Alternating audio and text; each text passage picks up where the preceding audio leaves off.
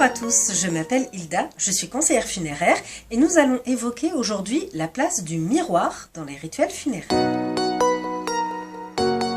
Jusqu'au début du XXe siècle, pour être sûr qu'un malade était bien décédé, les médecins plaçaient un miroir sous le nez du patient et si une légère buée se formait à la surface, cela voulait dire que la personne respirait encore, même si son pouls était trop faible pour être perçu.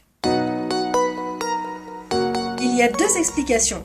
La première concerne les vivants. La bienséance et la religion voulaient qu'en période de deuil, on ne commette pas les péchés de vanité ou de séduction. Alors voiler les miroirs permettait d'éviter de se voir et éventuellement de s'y admirer. Et la seconde explication concerne les défunts eux-mêmes. En effet, la légende veut que lors du décès, l'âme quitte le corps du défunt. Elle peut alors voyager. Et les vivants craignaient que l'âme ait peur en voyant comment était devenu le corps qui l'abritait, qu'elle se mette à errer ou bien qu'elle se réfugie dans un miroir et s'y retrouve prisonnière. Le miroir, en fin de compte, ne reflèterait pas que les corps, mais aussi les âmes. Et d'ailleurs, c'est pour ça qu'au fil des siècles et selon les auteurs, le personnage du vampire s'est mis à se caractériser justement par son manque de reflet dans un miroir. J'espère que cette Minute Coquelicot vous a plu.